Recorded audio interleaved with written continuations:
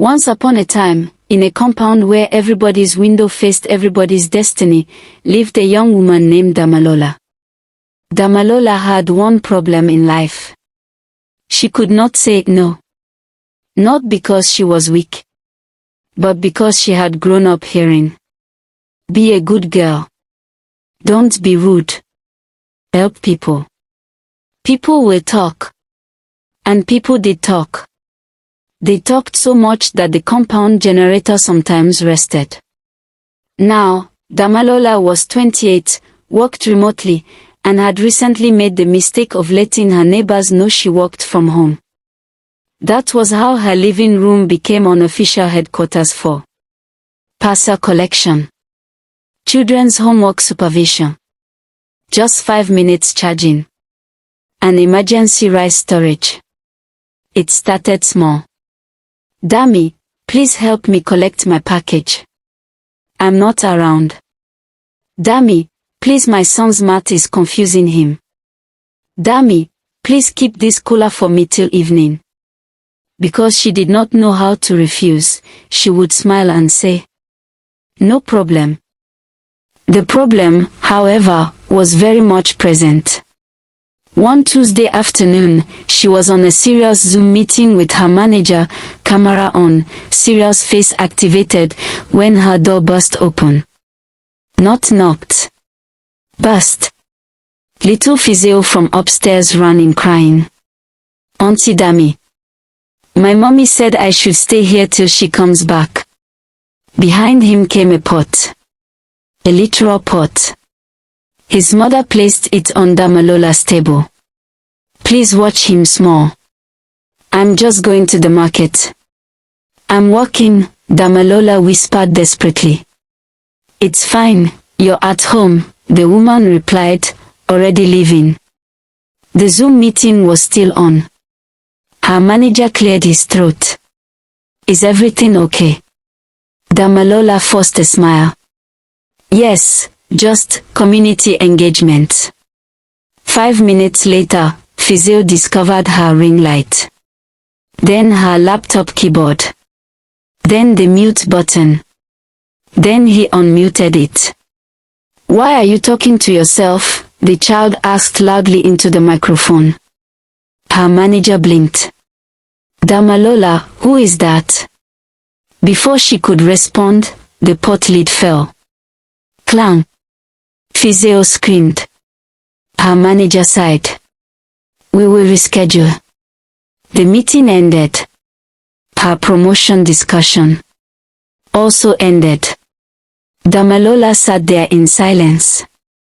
The child looked up at her innocently. "Auntie, can I watch cartoons?"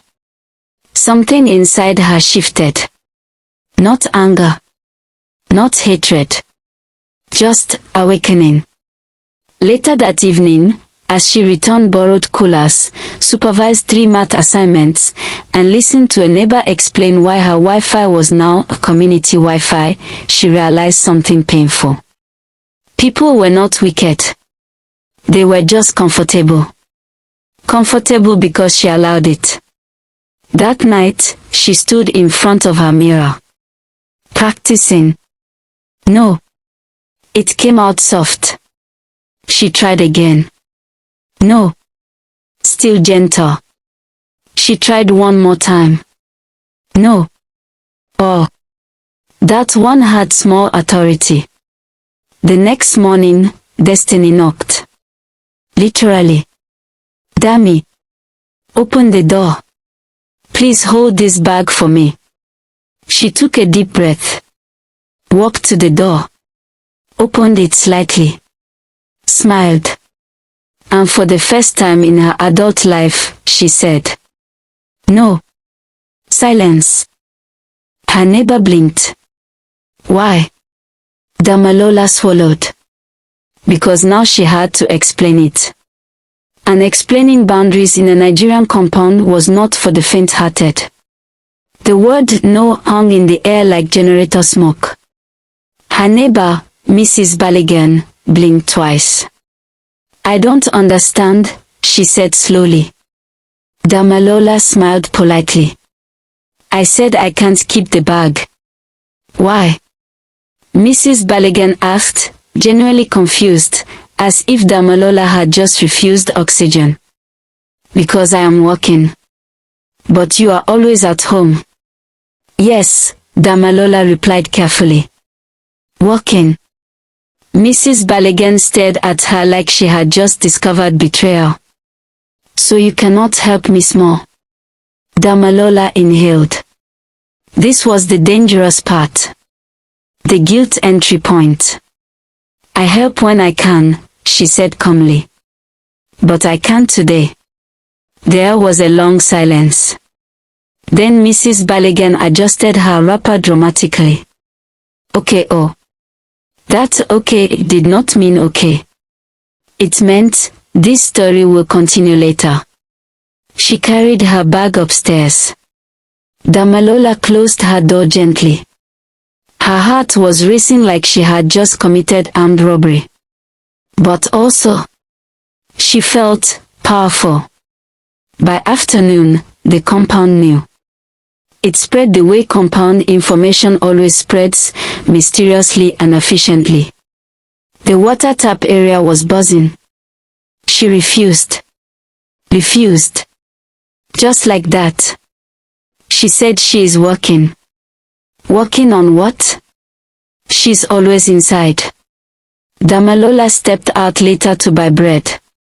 Conversations paused when she passed. Oh. So this is how villains feel.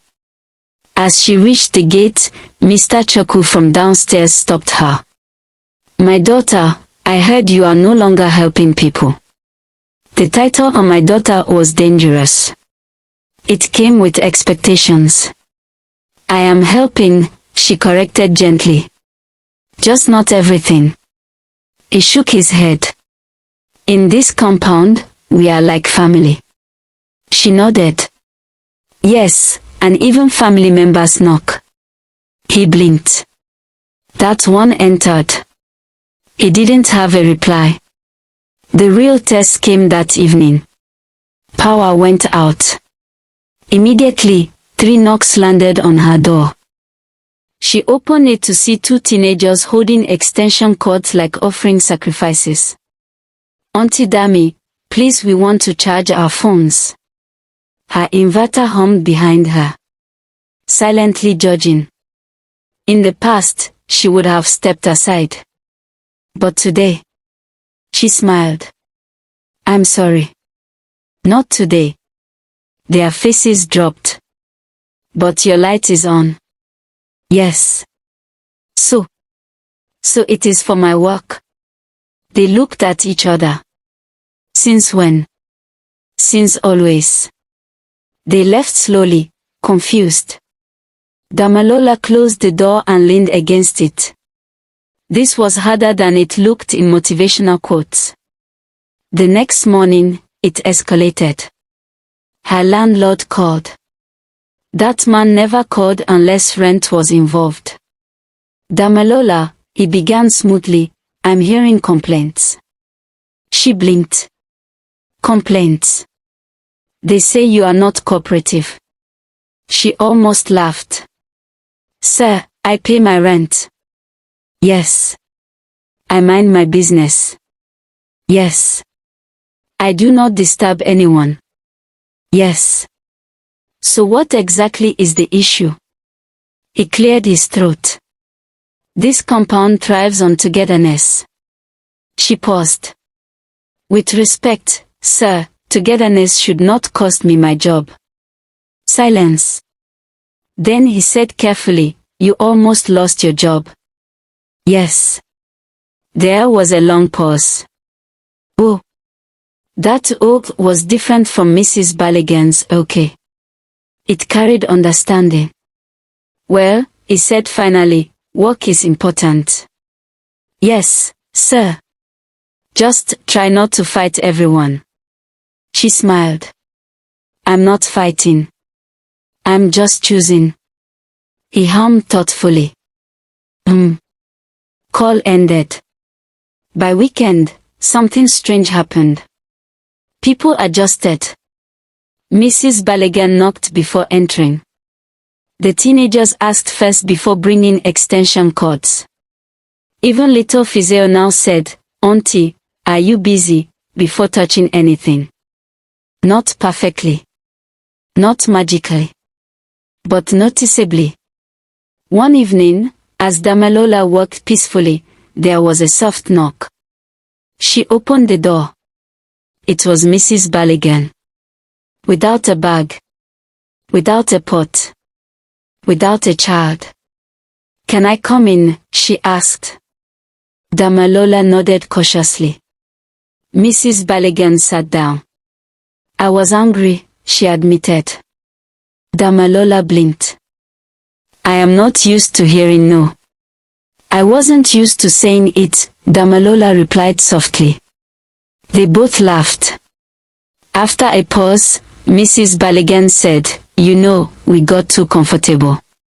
"Yes," Damalola agreed. "You should have said something earlier."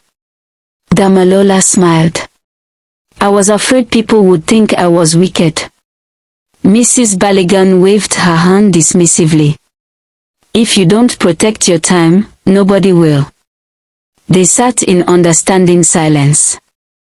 Then Mrs. Balogun stood up. "Tomorrow, I am making stew. I will bring some." Damalola grinned. "Now that one, I will not refuse." Later that night, Damalola stood in front of her mirror again. She didn't practice no. She didn't need to. Because now she knew something important. Boundaries are not war. They are instructions. And people will adjust, especially when you stop adjusting for them. Thanks for watching. Please like, share and follow for more stories.